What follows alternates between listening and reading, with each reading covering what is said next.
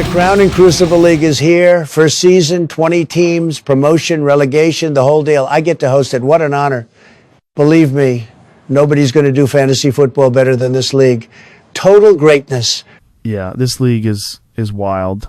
Not just the pressure of promotion or relegation, but curses that could be bestowed on your team when they're cooking and making that last push, or when they're already in the cellar looking to climb out, then wham, cursed. We've got 20 fantastic teams, the best you've ever seen.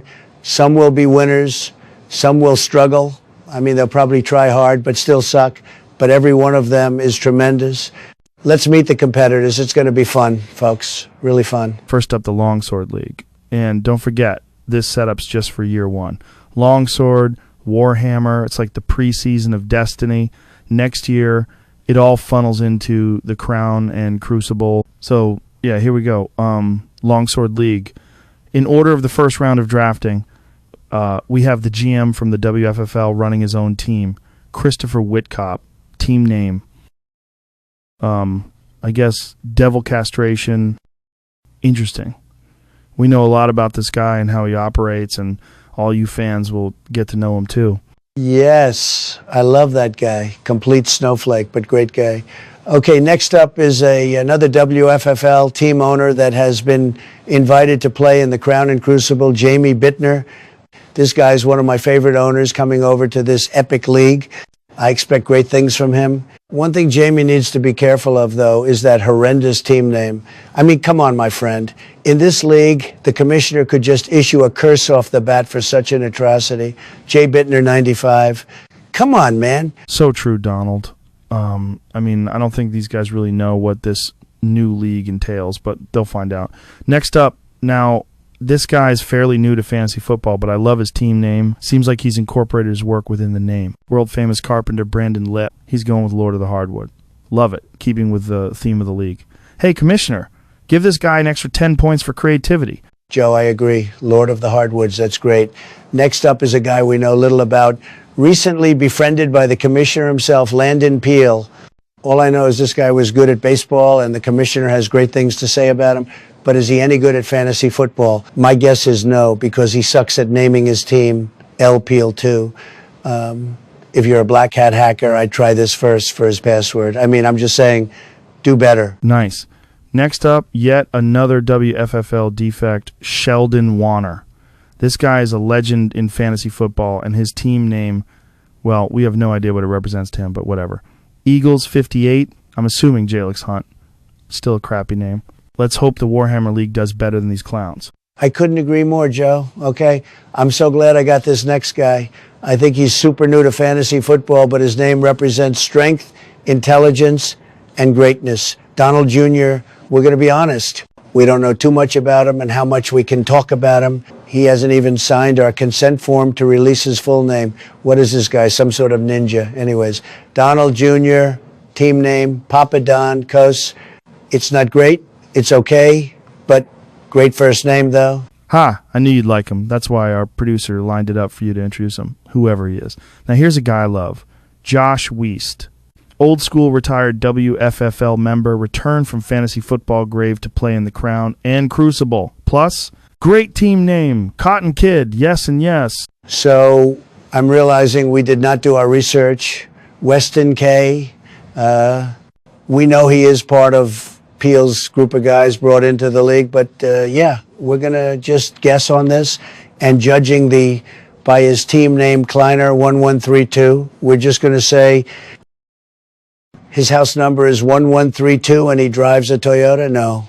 Ford? Yeah? Yeah, Ford is good. I guess we will get to know these guys more as the year progresses. I'm interested to see the smack talk on the Crown and Crucible Discord server from these guys we don't know too well. Yes, true. So that brings us to our ninth guy in the Longsword League, Jesse Welk. I mean, you either love this guy or hate him. His team name says it all. Hands off my cornbread, no spaces. It's a mouthful, but also shows he doesn't like sharing. So it could go both ways for this guy. I mean, karma's a bitch. I like cornbread. What if I want some? No? Oh, okay. Hey, Commissioner, this guy needs a curse. A good old medieval punishment for being greedy. What did they do back then? Like lop off a hand or something? Seems fair, right, Joe? Well, I mean, maybe we should leave the crowns and curses to the commissioner. He seems fair about his plans for them in the upcoming weeks. Whatever, Joe. You've always been soft.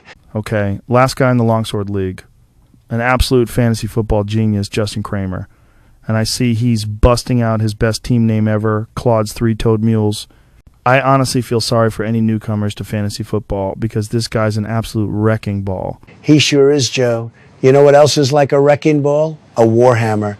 Let's dive into the other league and see what we got. Hopefully some better team names, right? Yeah, for sure. I mean, they can't be worse, can they? Oh, for heaven's sake. Yes, they can be. I mean, we have some real cloak and dagger right off the bat with the first two guys. Both WFFL team owners invited over to the Crown and Crucible. First one, Keith Ulmer.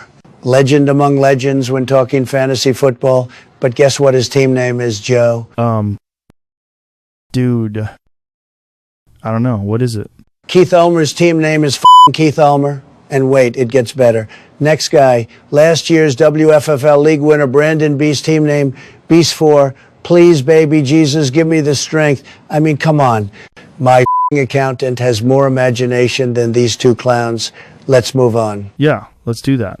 So this next guy is somewhat of a wild card. We know he educates himself in the world of sports, but we've never seen what he can do in fantasy football. Ryan Crossingham. What do we know about this guy, Donald? Not much. I mean, he's a nobody. Well, I guess we know his team name. Only one kicker squad? Folks, I've seen better names at Pee Wee Soccer. One kicker? Sad. But maybe it's genius. Who knows? We'll find out. Could be the best, could be the worst. Tremendous risk, believe me. I kind of like it. I think he was jawing the commissioner for making him draft 2 kickers in the draft. Afterwards, he dropped one in protest. I think it's hilarious. I also think the next team name is great. Reminds me of Star Wars. Team name is CG36. You know, like C3PO. Yeah. I don't think that was the intent. So the team owner to the team CG36 is Clayton Greenick, Grunicki. I don't know. We'll just say Clayton. Not a lot of information on this guy either. We only have a note here from the commissioner, and it says, good guy. Whatever. Star Wars related, I know it. Next up is Micah Thorlaxon.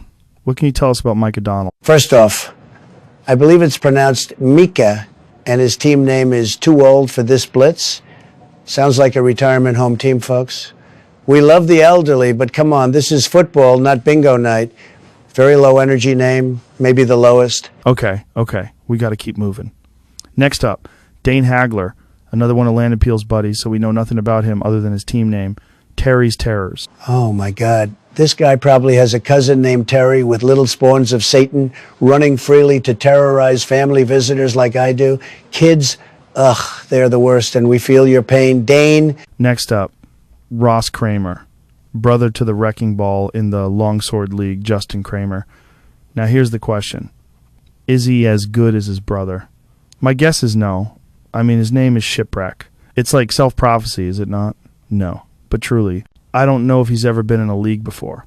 Yeah, I felt intrigued by this one because of his brother's success in fantasy football, so I made a few calls to good friends, the best people. Anyways, he hasn't been in any fantasy football leagues, but was in an Uno fantasy league, placed 5th of 12 guys.